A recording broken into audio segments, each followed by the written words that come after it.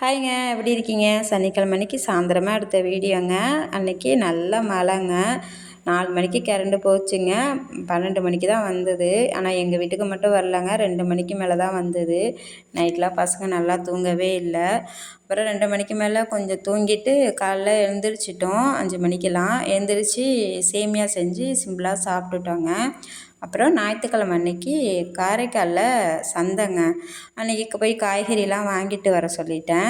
வாங்கிட்டு வர சொல்லி எல்லாத்தையும் அடுக்கி வச்சுட்டு தேங்காய் இருந்துச்சா, சரி சிம்பிளாக ஒரு தேங்காய் பால் ஜூஸ் போடலாம் அப்படின்னு. எப்படின்னா தேங்காயும் கேரட்டும் சேர்ந்து ஒரு ஜூஸ் போட்டு குடிக்கும் அப்படின்னு அன்றைக்கி போட்டு குடித்தோங்க.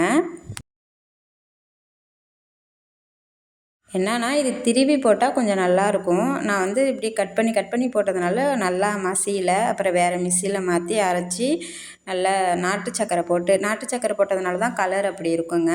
நீங்கள் உங்களுக்கு என்ன சக்கரை பிடிக்குதோ நீங்கள் போட்டுக்கோங்க. இது உடம்புக்கு நல்லதுங்க. பசங்களுக்கும் கொடுக்கலாங்க. வயிற்று புண்ணு எல்லாம் ஆற்றுங்க. நல்ல நல்ல ஹெல்த்தியான ஜூஸுங்க அது. அப்படியே ஜில்லுன்னு ஒரு ஜூஸ் நல்லா குடிச்சிட்டு சிக்கன் வாங்கிட்டு வந்தாங்கங்க மதிய சாப்பாட்டுக்கு. சிக்கன் குழம்பு வச்சுட்டு சாப்பாடாக்கி நாட்டு முட்டையும் வாங்கிட்டு வந்தாங்க. ஒரு நாட்டு முட்டை 13 ரூபாவாங்க அங்கே. அப்புறம் ஒரு 10 முட்டை வாங்கிட்டு வந்தாங்க பசங்களுக்காக. அப்புறம் அதை 2 முட்டை வேவிச்சு பசங்களுக்கு கொடுத்துட்டு நாங்கள் சிக்கன் சாப்பிட்டுட்டோங்க அன்றைக்கி. ஒரு 3 நாளாகவே வீடியோ சரியாக போடலைங்க. பசங்க வீட்டில் இருக்கிறதுனால செல்லை அவங்க வச்சுக்கிறதுனால வீடியோ எடுக்க முடியல. அப்புறம் நம்ம வீட்டு ஷென்பா அப்படிங்கிற சேனலுக்கு நீங்கள் சப்போர்ட் பண்ணி சப்ஸ்கிரைப் பண்ணுங்கங்க. நீங்கள் கொடுக்குற ஒவ்வொரு சப்போர்ட்டும் எனக்கு ரொம்ப முக்கியங்க. வீடியோ பிடிச்சிருந்தா சப்போர்ட் பண்ணுங்கங்க.